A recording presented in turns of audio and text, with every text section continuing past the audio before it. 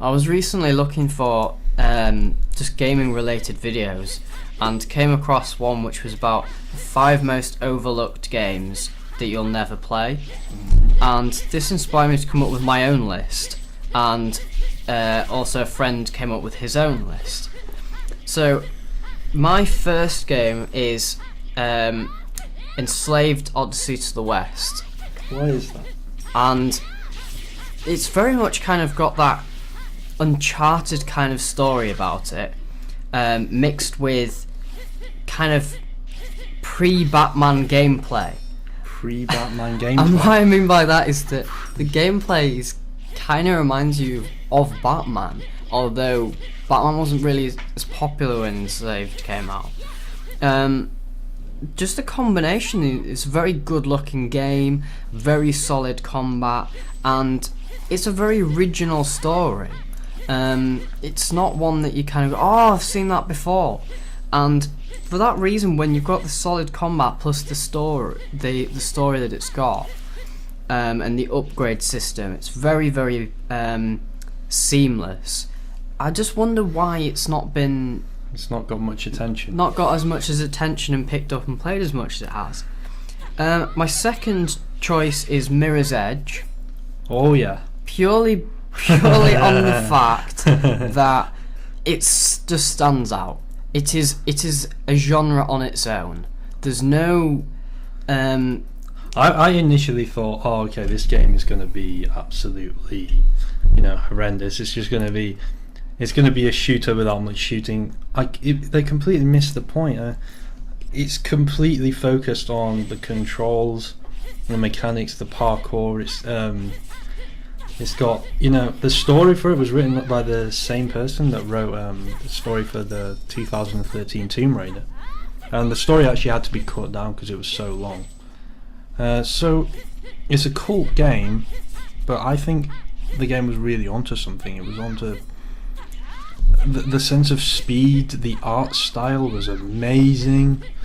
The platforming, the level design could have been better, I suppose, but in the expansion pack, the Pure Time Trials definitely did some good levels on it.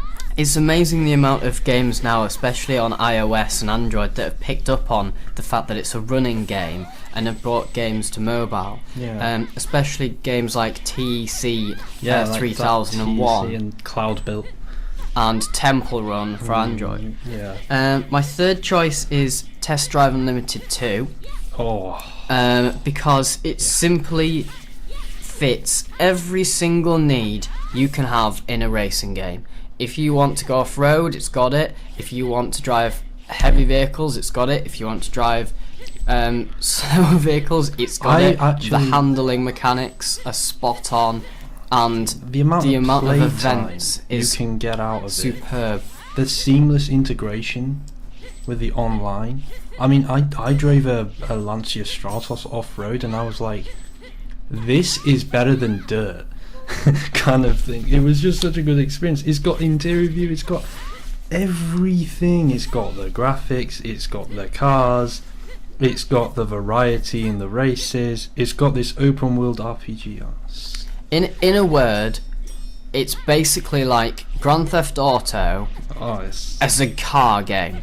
And there's no other way of putting it. It's like San Andreas with cars. I suppose that's a way of putting it, yes. It's got everything you can possibly want that genre can provide you with, and at the highest quality. Yeah, I don't know why it's got 68. All these glitches they were talking about, they added a free expansion pack for it. It got 68 on Metacritic. It is not a 68. It is at least a 90. It's just... Yeah. My fourth choice is Remember Me, and this game it's actually shocked me that it's like got some fans that just really don't like it. Well, they're not fans, are they? Well, okay, some people that just really don't like it, and there's people that like the Remember Me Facebook page that actually hate on the game. So I suppose it's basically the combat system is unique in the fact that you create the combat. You basically choose what attacks you want to do. You choose the way you want to do them. Well, the four button. presets, but They're presets, but you it's choose like each button you press does something, gives you more health, makes you do more damage, etc. the flow of it is very, very good. And again, it's like Enslaved, that the concept of the story is very unique. It stands out. Oh, absolutely, yeah. It has the ability to kind of grab your attention in between. It's a the very immersive scene. game world, isn't it? Very much so. It's like one of the most impressive. It's one of the most immersive, like, context game worlds kind of things. There's so much attention to detail in the levels.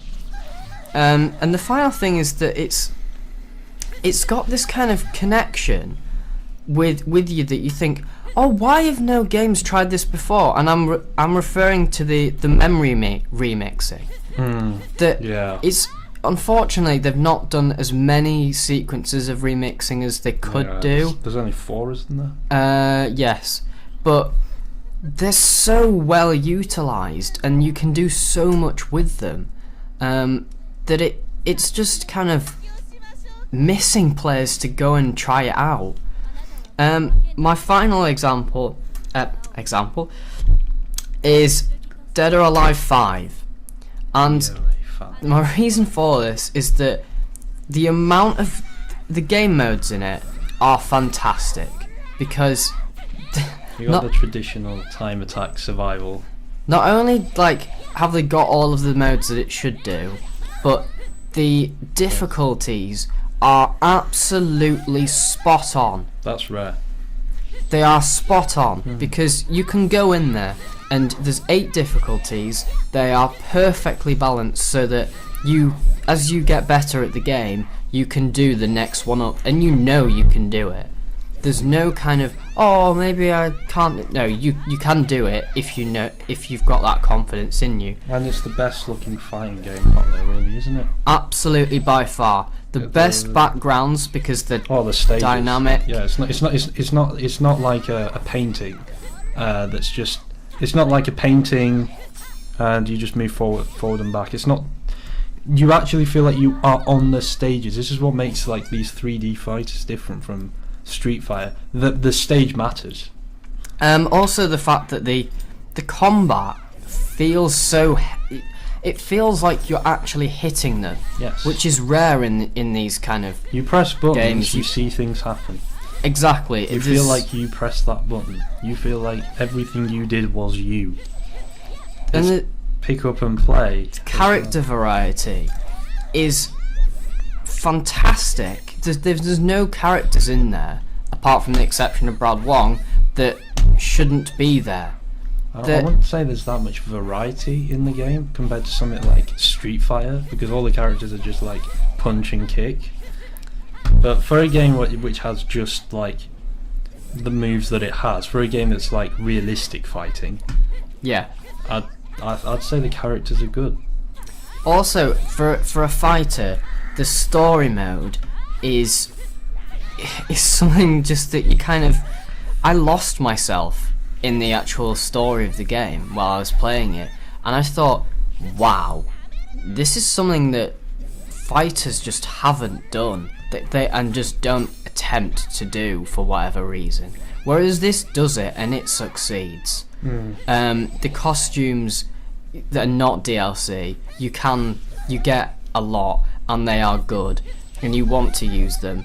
The unlock system for them is absolutely fantastic.